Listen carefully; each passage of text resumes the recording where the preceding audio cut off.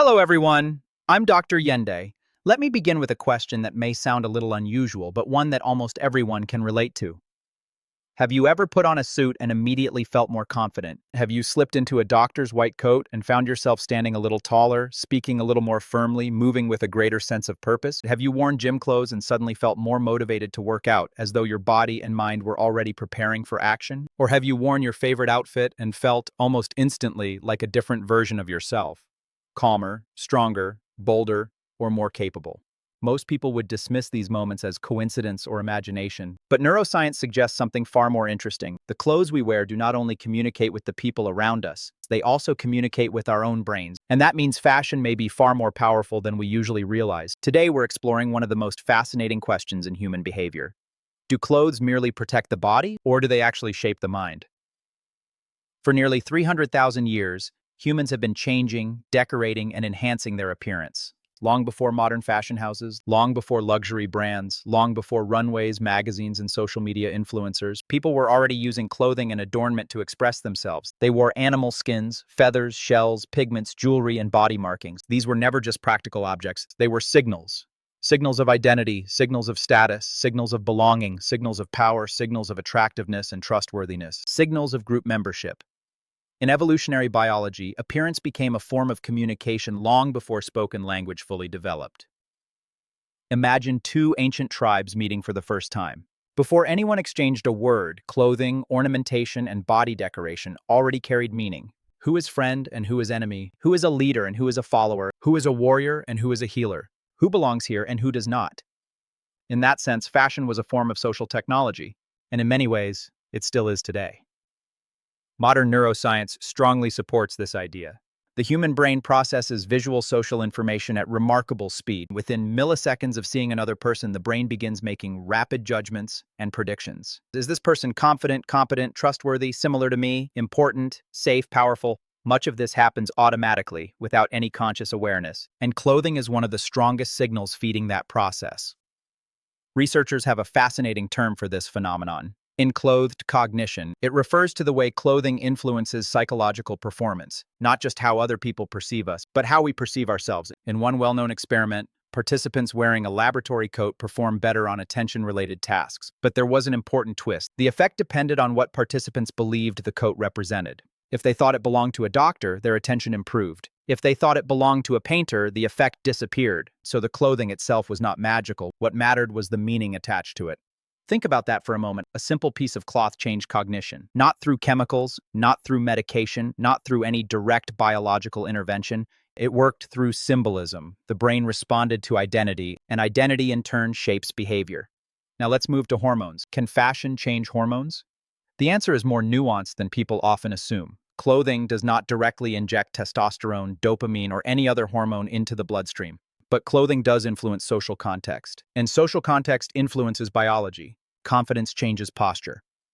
Posture changes how we are perceived. How we are perceived changes how we behave, and behavior can influence neurochemistry over time. Researchers have observed connections between social status, self-confidence, motivation, and hormonal systems involved in reward and drive. The pathway is indirect, but it is real.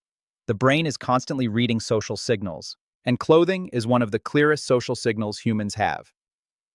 This becomes especially important during adolescence. Teenagers and young adults often spend enormous amounts of time and energy thinking about appearance.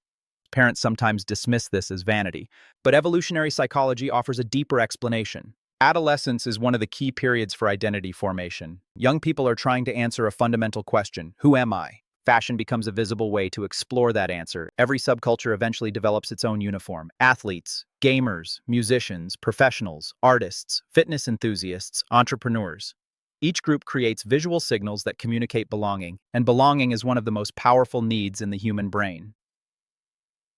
Neuroscience shows that social acceptance activates reward pathways, including those involving dopamine. Being accepted feels rewarding because the brain is built to value connection. Exclusion, on the other hand, activates stress circuits. Acceptance feels good. Rejection feels threatening. Fashion often acts as a bridge between those two states. It tells the brain, I belong here. This may help explain why fashion shows remain so globally influential. At first glance, a fashion show might seem superficial. Models walking a runway, new fabrics, bold silhouettes, flash photography, celebrity appearances. But beneath the spectacle lies something deeply human. Fashion shows create shared cultural narratives. They gather people around ideas like identity, creativity, status, aspiration, and the direction of future trends. Fashion has never been only about fabric. Fashion is storytelling. And those stories are changing. If you compare fashion today with fashion from 50 years ago, the shift is striking. Earlier generations often emphasized conformity, uniformity, standardized roles, clear expectations. Today, fashion increasingly emphasizes individuality, personal expression, gender fluidity, customization, authenticity, comfort. What we wear reflects changing cultural values, and culture in turn reflects changing psychology. Fashion is a mirror of collective consciousness. Now let's talk about health. Can clothing affect health? Absolutely. And not only by shielding us from weather or physical harm. Comfort influences stress levels. Body image influences mental health. Physical appearance influences self-esteem. Professional attire can influence performance. Athletic clothing can influence movement and activity. Even color can affect emotional response. The brain is constantly interpreting visual information. That includes the image it sees in the mirror. There is also a darker side to this relationship. Fashion can sometimes create unrealistic expectations. It can intensify social comparison. It can fuel body dissatisfaction. It can increase status anxiety. It can encourage digital perfectionism. The human brain evolved in small communities where comparison was limited. It did not evolve for a world where millions of curated images are constantly competing for attention online. That creates a psychological environment our ancestors never had to navigate, one where appearance can become disconnected from reality. This is why wisdom matters. Fashion is most powerful when it serves self-expression, not self-imprisonment. The healthiest relationship with clothing occurs when appearance supports identity instead of replacing it, because true confidence does not come from clothing alone. It emerges from competence, purpose, relationships, health, self-respect, and a stable sense of self, not just labels or trends. The future of fashion may become even more fascinating. We are already seeing the rise of smart fabrics, biometric clothing, mood-responsive textiles, health-monitoring garments, wearable sensors, and artificial intelligence-driven personalization. The line between fashion and health technology is beginning to blur. In the future, clothes may do much more than express identity. They may monitor physiology, support recovery, improve performance, and function almost like extensions of the nervous system itself.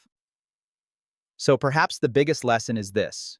Clothing is not just something we wear. It is something we experience. It influences how others see us. It influences how we see ourselves. It influences how we behave. It influences how we connect with others. And in subtle but meaningful ways, it may even influence how our brains function. Fashion is not merely about style. It is about identity, belonging, psychology, biology, and ultimately, what it means to be human. I'm Dr. Yende. This is OXYZEN Health Intelligence. And before I leave you with one final question, think about the outfit in which you feel most confident. Why does it affect you so strongly? Is it the fabric, the appearance, or is it the person you become when you wear it? Let us know in the comments below, and I'll see you in the next episode.